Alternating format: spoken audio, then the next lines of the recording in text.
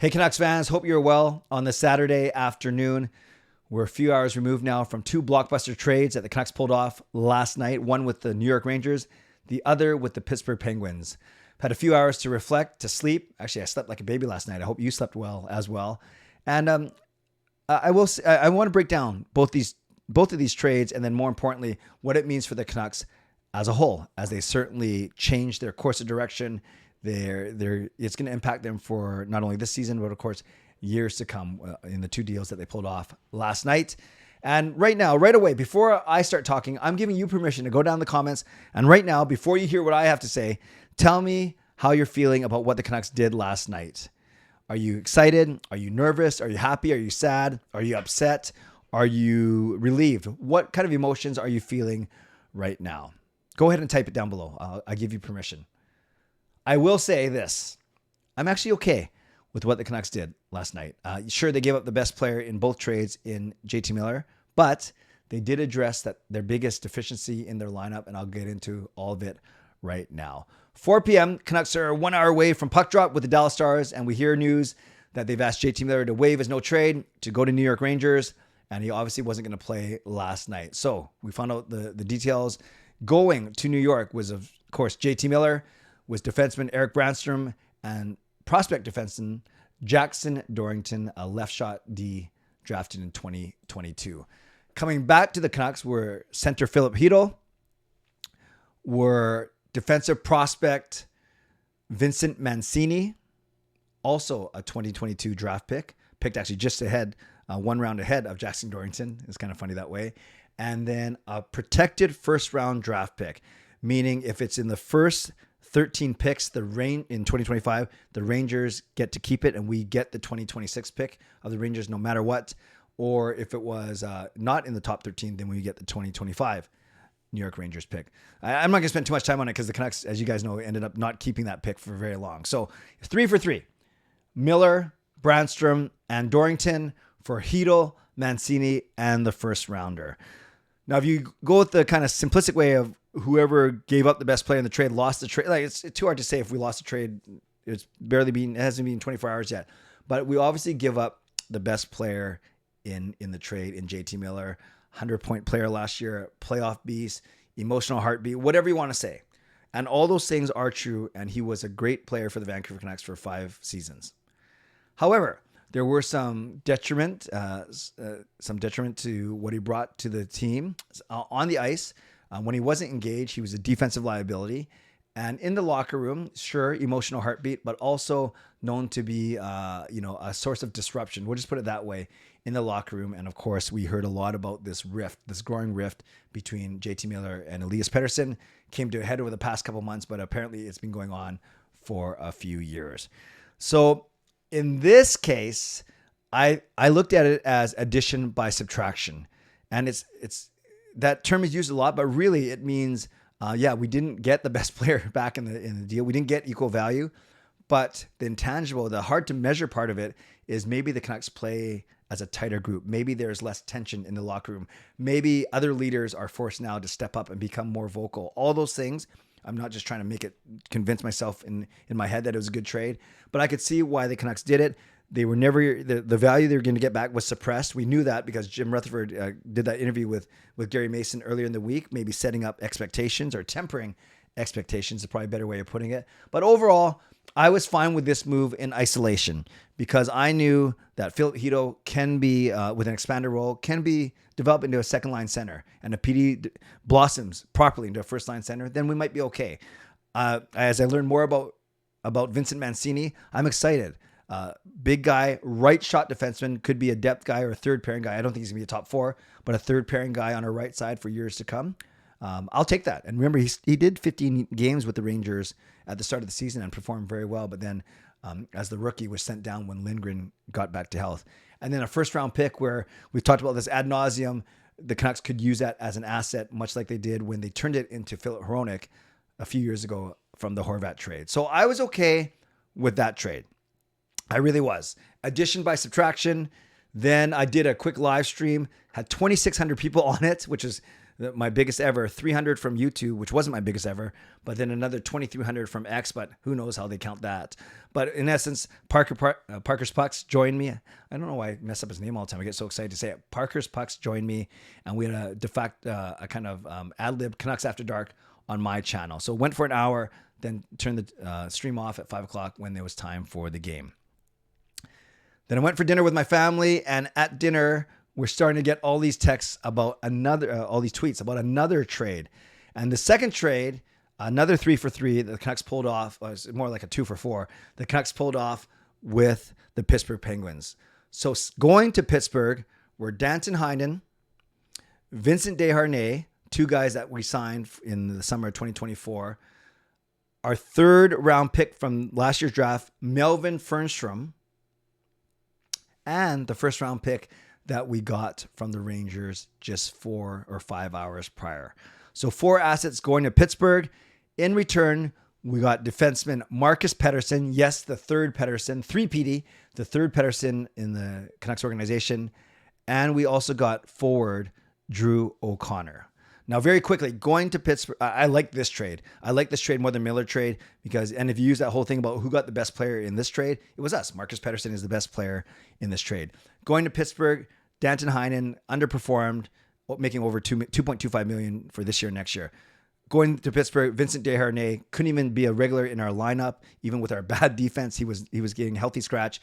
He's on the books for $2 million this year and next year. So you're moving $4.25 million out.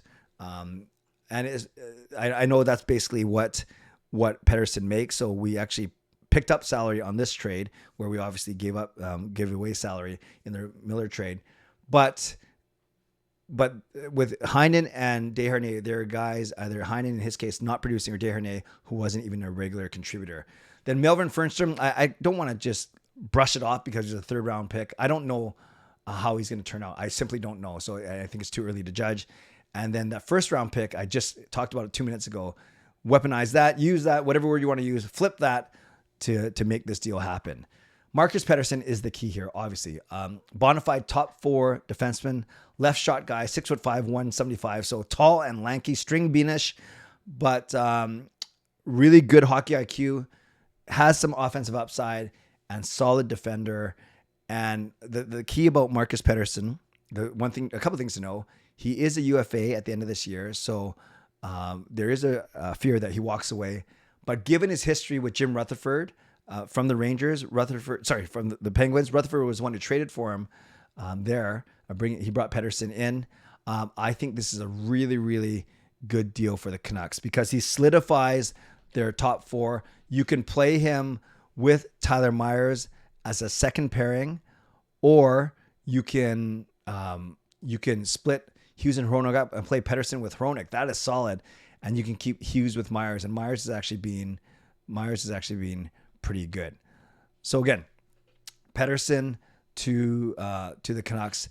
This is the key to this deal for sure. He's a UFA at the end of this year, but it sounds like early indications are that the Canucks are going to do everything they can to keep him and sign him long term. Drew O'Connor. Top 9 forward. And when we say top 9, you usually don't count you say 9 because he's not like top 6. He's a 3rd liner. Let's put it that way. A 3rd or 4th liner, a lot of speed, got some offensive ability, although it was kind of suppressed a bit in Pittsburgh.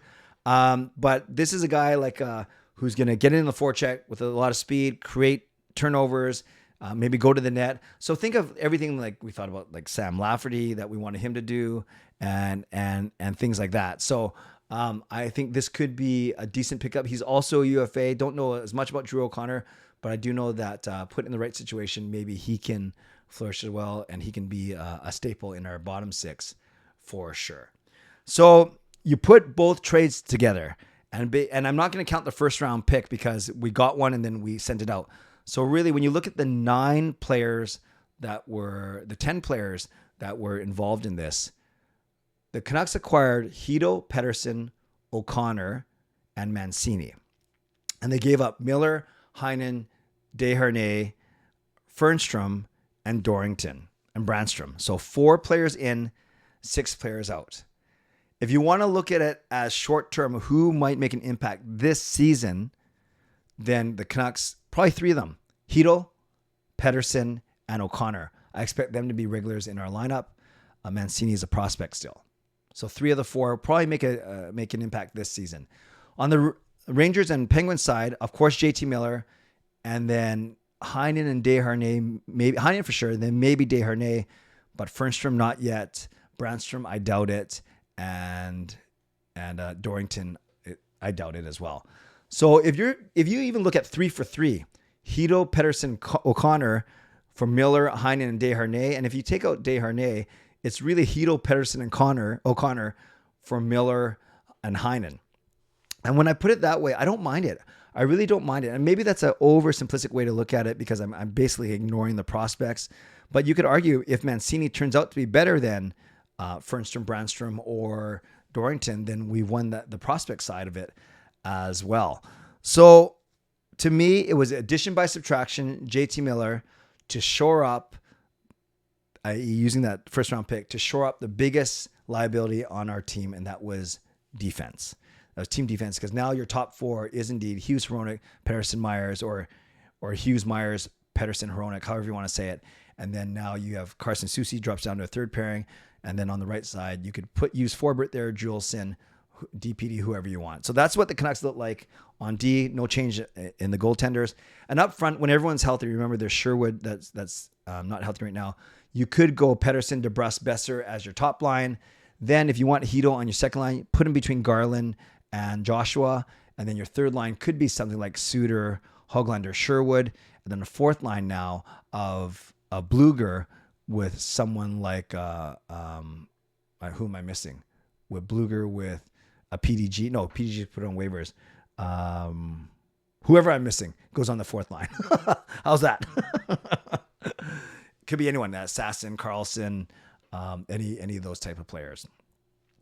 Oh, O'Connor, of course. So our fourth line would be Bluger, O'Connor, and then one of Sasson, Carlson, Lekkerimäki, insert player here. The other thing that's key is we don't know if this is... Actually, there's a few things that are key. We don't know what's going to happen before the March 7th trade deadline now. I predict that Elias Pettersson they'll still listen to offers, but I don't think, maybe I'm hoping, I don't think that they are in a rush to move him. Remember, his no trade kicks in on July 1st. His no movement, I should say. But now the ball's in his court. We have Quinn Hughes and Elias Pettersson. Those are our 2 leaders. Those are our 2 alpha males. Those are the 2 guys that have to lead this team as we predicted 5 or 6 years ago. So it's back to Hughes and Petey. So Petey, no excuses. This is his time to shine, his time to take the team, especially the forward group, by the horns and lead by example and start producing like an $11.6 million player. I hope he does, and I want him to because I'm a big Petey fan, as you guys know. I mentioned March 7th. That's the biggest date that we got to keep our eyes on as the trade deadline. Then July 1st will obviously be the next one, the start of free agency period, and when all no movement clauses kick in, and so to speak. How did the Canucks do cap wise? Well, this year with Miller going out, so in the Rangers deal, they save a lot of money with Miller going out, but in the Penguins deal, they bring more money in. So because of O'Connor and Pettersson. So they come out slightly ahead. They're now 2.4 under the cap. They're 6 million under the cap right now. Deadline cap space about 11 million. So they can pick up a really good player if they want to at the trade deadline. And that's the last thing I'm going to say. If the Canucks want to make a push for this year's playoffs, there's a big hole up front now, given that, yes, we got Miller and O'Connor and we got Pettersson, Hito and O'Connor, and we have Miller and Heinen going. So it's a 2 for 2 in terms of forwards, but we have to replace Miller scoring. And I'm not even talking about another video. We'll talk about all the UFAs like Besser, like Lankinen, like Suter, and so on and so forth. But for this year, I think the Canucks are going to use that cap space. I think they're set on D now. Their top 4 is good, and their bottom pairing will be just fine with Soucy and Forbert. For a bottom pairing, it's fine. So then they got to get one more scoring winger, someone that's going to help pop some offense and help them win those low-scoring 1-0, 2-1 games. So look for the Canucks to be their next big move, whether it's a rental, whether it's a guy with a bit of term, whether it's a sign and trade, whatever, or sign and trade, whatever it may be. That's what I think the Canucks' next big move is before March 7th. So Canucks fans, there's my breakdown of the trade. No visuals, so I hope you were able to follow that all in one take.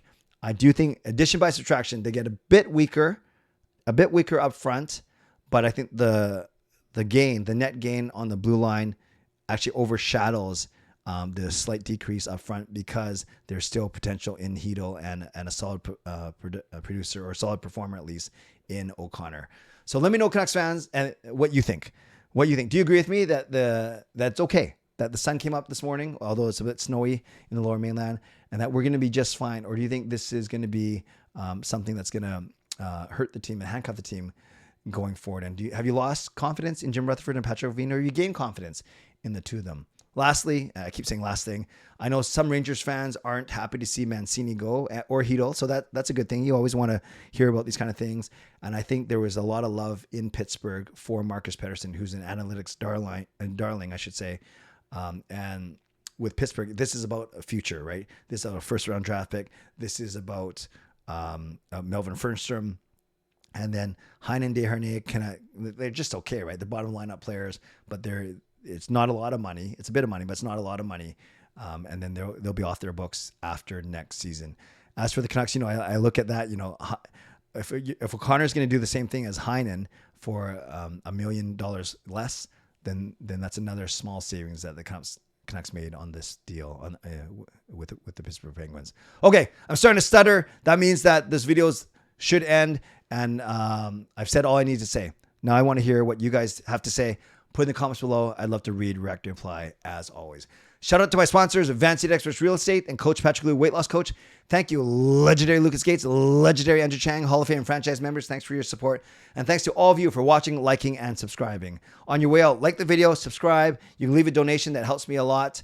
And most importantly, leave a comment down below. Tell me how you're feeling about the Vancouver Canucks today, as opposed to how you're feeling about them just 12 hours ago. 12 hours ago, make that 16 hours ago. How about 24 hours ago? That's the most accurate. Okay, friends, no show tonight, but my next show will be Sunday night, which will be a post-game show after the Detroit Red Wings game. So 11 p.m. Hope you join me on this YouTube channel. If you're at the game, come meet me. Section 316, outside of Section 316 in the first intermission. I'll be hanging out, just meeting people from the community. And if you're looking for tickets for either the Detroit, Colorado, or Maple Leafs game coming up next week, shoot me an email, canuckclay@gmail.com, canuckclay@gmail.com. I have a few pairs of tickets that I'm trying to unload, so let me know. Thanks, friends. You guys are awesome. Thanks for helping build this awesome, amazing Canucks community here on YouTube. Stay safe, stay healthy. Take care of yourselves and take care of each other. God bless, and go Canucks go.